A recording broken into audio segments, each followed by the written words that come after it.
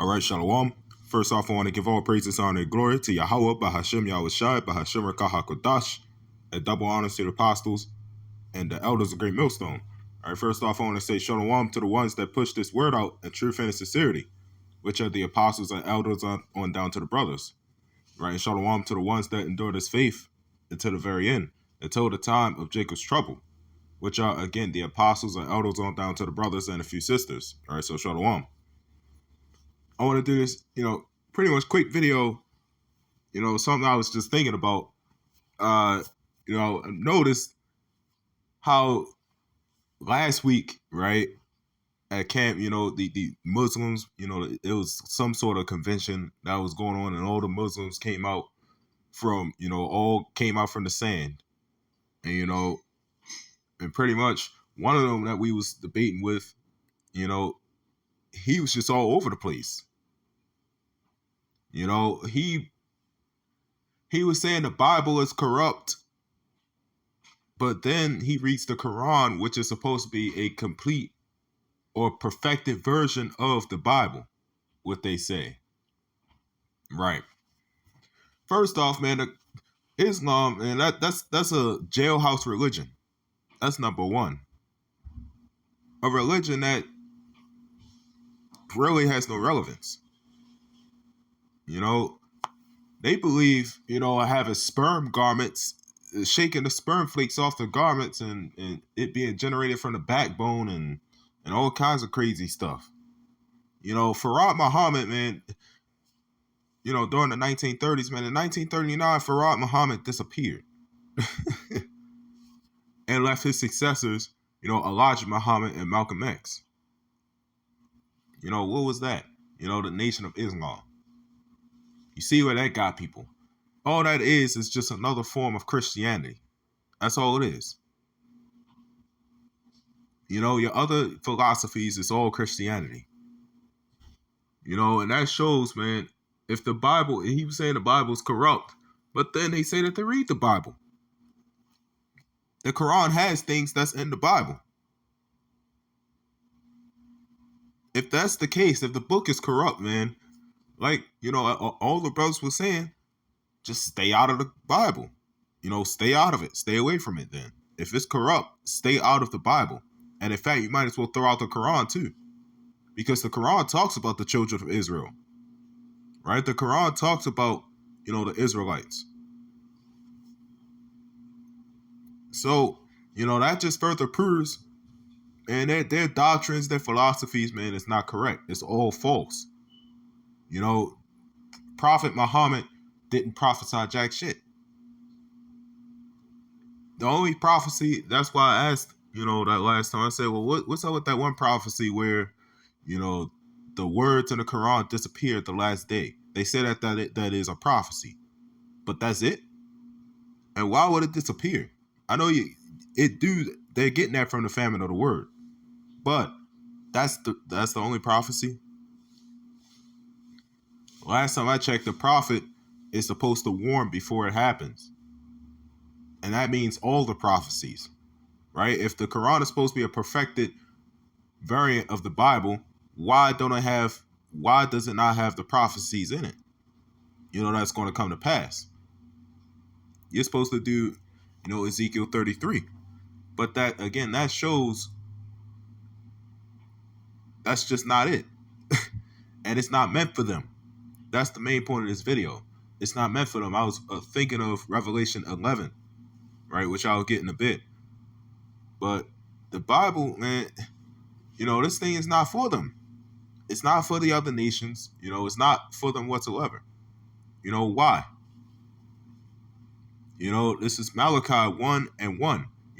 Again, the Bible is the book, meant for the Israelites, right? It's meant for the children of Israel. You got Deuteronomy 7:6, chosen people. So it says the burden of the word of the Lord to Israel by Malachi. It says, I have loved you, saith the Lord. Yet ye say, wherein hast thou loved us? Was not Esau Jacob's brother, saith the Lord? Yet I loved Jacob. And I hated Esau and laid his mountains and its heritage waits for the dragons of the wilderness. Right? So the Lord is saying, well, this was written. The Lord hates Esau. He loves Jacob. All throughout the scriptures talks about Israel. Right? That's talking about the Israelites. Not Ishmael, not Ammon, not Moab, Cush. No. Israelites. That's talking about Israel. And it's not given, it's not given unto the other nations for a reason. They're heathens. They're, the parable of Lazarus. They're the dogs that lick the wounds. And let them Arabs, man, they come over here with that Islam. That's why every time they come over here, they get Americanized. The women that came up last week, they had the head covering, the hijab, but then they had the pants. And they had nothing to say about that. They say, well, we're not perfect. So if you're saying you're not perfect, that means that's why the elder went into that. That means you made a mistake. But that's obviously not a mistake because you know what you're doing. They come over here and get Americanized. That's the Western culture. Right? So who are the ones that the laws, statutes, and commandments, were given to? Right? I want to get Leviticus 26 and 45. It says, but I will, for their sakes, remember the covenant of their ancestors, whom I brought forth out of the land of Egypt in the sight of the heathen. Right? Who are the ones that were at Egypt? Them heathens, right? We was in captivity, but the heathens ran it. Right? The Philistines also. We started following up to their gods. But and then what happened? You had Jake. Here's another thing. You had Jake that was merging. You had Jake that was merging gods. It was merging doctrines and philosophies. But one thing's for sure, you can merge, but it's not going to work. Why? Because their cultures can't enter, your them cultures, your other doctrines, your other gods, man, they can't intervene. They can't intertwine with Yahweh Ba'ashem Yahweh Shai. It can with Jesus. That's what Islam is. But it cannot intertwine with Lord Yahweh Ba'ashem Yahweh Shai. Why? Because that name is holy. It says, that I might be their God, I am the Lord. These are the statutes and judgments and laws which the Lord made between him and the children of Israel. That's the main point. The Lord made between him and the children of Israel in Mount Sinai by the hand of Moses. He made these laws, statutes, and commandments between him and the Israelites. It didn't say between him and the children of Ammon or the children of Ishmael. Right? It didn't say the children of Cush, the Philistines. No, it said Israel. Right? This was set for an appointed people. That's order. That's a balance. Right? The Lord always said that, and he is the God of the Israelites. So, this is Ecclesiasticus 45 and 17. It says, he gave unto him his commandments and his and authority in the statutes of judgments, that he should teach Jacob the testimonies and inform Israel in his laws. Right? Again, that goes into the law, statutes, and commandments given unto Jacob, which Jacob told unto Israel. Right? Moses. Right? Moses told unto Israel. Right? Jacob, is the people. This is meant, again, for the Israelites. It didn't say Ishmael. It didn't say, any other nation. All the nations that is in this world, man, it's all Israel, right? It is given unto the Israelites. Whether you try to merge the philosophies or what, it's not going to work. It's either you serve Yahweh or Mammon. So here's what we was reading into a few months ago.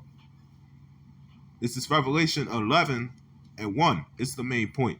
It says, the main point is verse 2. It says, and there was given me a reed like unto a rod, right?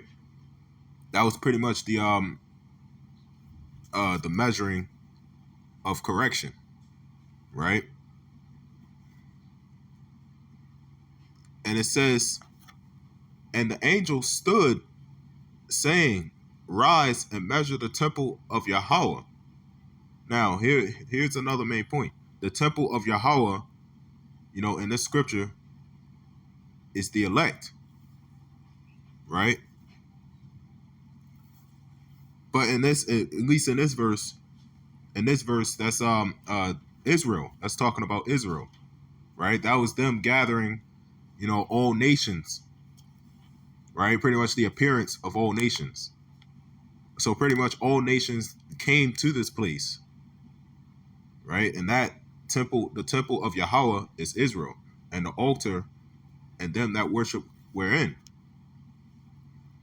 Here's the main point. It says, but the court which is without the temple leave out. Now, this is where we kind of struggled, when studying this, until it took a moment to click, realizing that when it says the court that is without, the court which is without the temple leave out, that's talking about the court, right? Those that are not within the temple of Yahweh. The temple of Yahweh is Israel. So the court that is without, that's the other nations. And it say leave out. That means those other nations that are not Israelites are casted out. Why? Because they are not supposed to be there. Nor any unclean thing. They was casted out. It says, for it is given, it says, and measure it not. For it is given unto the Gentiles, the holy city, right? It says, and the holy city shall they tread underfoot 42 months, right? So that 42 months, that was 350 years, right? It's the time, when they was having the kingdoms, right? The two witnesses. But the main point was that the court, which is without the temple, leave out and measure it not. They're not supposed to be measured. Just leave out. That means you cast out all of the other nations out of the temple because they are not part of the temple. That's why I said court, right? You have a courtroom, is game, but a court is like a gathering as well. But it's a separation. That's why they're called, Israel was the temple of Yahweh. They, them other nations, they're not the temple. So, when this lesson was edifying, I want to give all praises, honor, and glory to Yahweh, Bahashem, Yahushua, and Shalom.